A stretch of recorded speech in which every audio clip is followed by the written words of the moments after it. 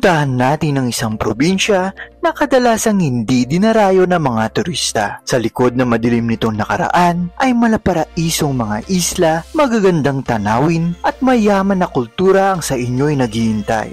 Halina at saksihan ang natatanging ganda ng probinsya ng Sulu.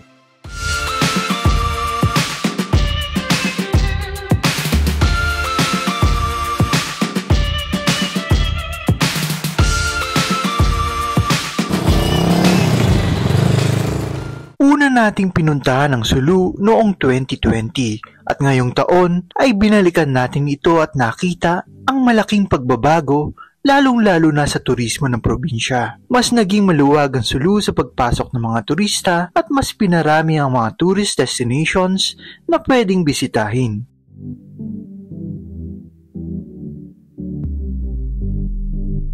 Sa unang episode ng ating Sulu Travel Series, ipapakita natin paano marating ang probinsya ng Sulu at ang ilan sa mga lugar na ating napuntahan sa unang araw ng ating paglilibot dito.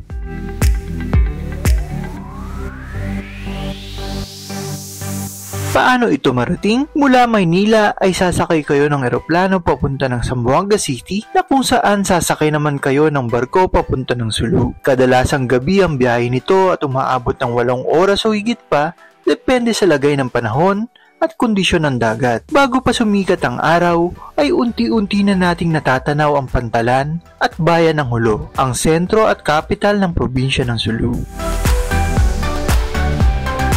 Matapos dumaong ang barko ay dumiretso na tayo sa isang restaurant upang mag-almusal at subukan ang kanilang sati.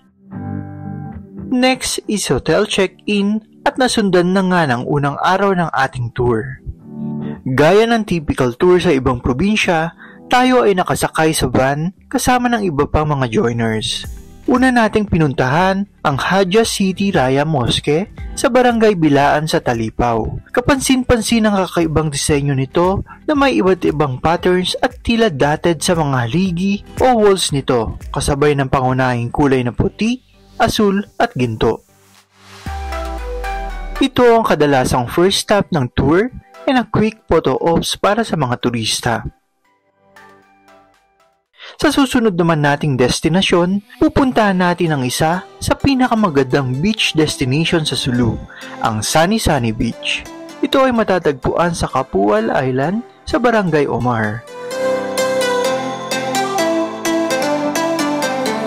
Para marating ito, kakailanganin nating sumakay ng bangka at aabutin ng umigit kumulang 30 minutes ang biyahe nito.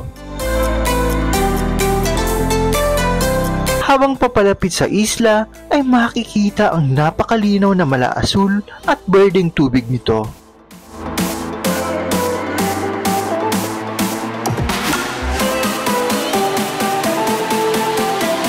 At sa ating pagtapak sa isla ay talaga namang mapapawaw ka sa napakalawak nitong dalampasigan, pinong-pinong puting buhangin at matatayog na puno ng nyog.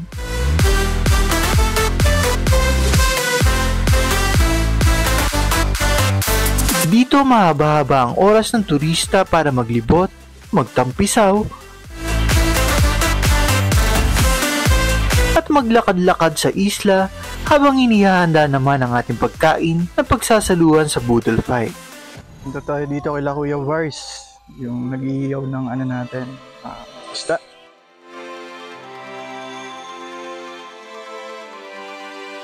Anong isda yan, Kuya?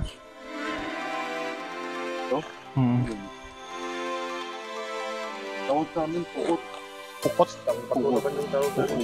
Iilang residente lamang ang naninirahan dito na siya ding nagbabantay sa kalinisan ng isla. Mayroon ding maliit na basketball court dito na pwede ninyong gamitin at mga nipahat para sa mga gamit at dining area.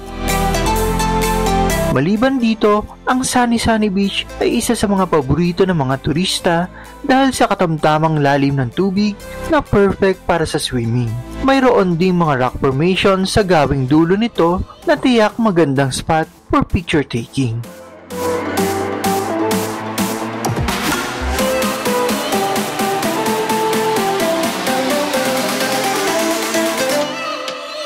At matapos ang paghihintay, ready na ang ating Boodle Fight.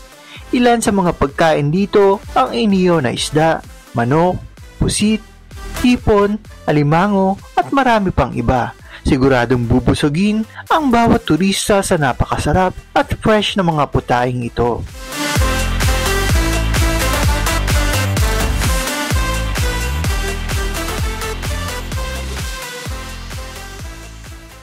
Matapos nating mananghalian ay naganda na tayo para sa susunod naman nating pupuntahan, ang Tandang Mairan Rock Formation or TMRF kung tawagin. Rock formation na ito ay may kakaibang mga hugis na tila baga hinulma ng napakahabang panahon kasabay ng mga hampas ng alon. Maihalin tulad natin ito sa Animasola Island, Damburias Island sa Masbate at Biri Rock Formation ng Samar.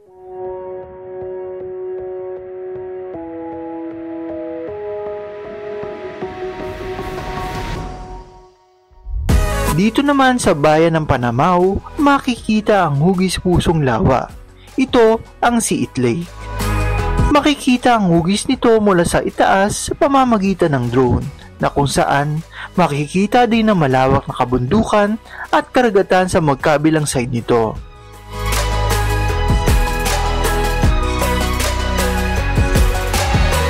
Pwedeng bumaba dito ang mga turista para mag-picture taking. Meron din ditong balsa, pero sa aming pagbisita ay minabuti na lamang namin na sulyapan ito ng panandalian. Ito ay nasa pangangalaga ng ating mga kapatid na sundalo na siya din nagbabantay sa Siit Lake at mainit na tumatanggap sa mga turistang patutungo dito.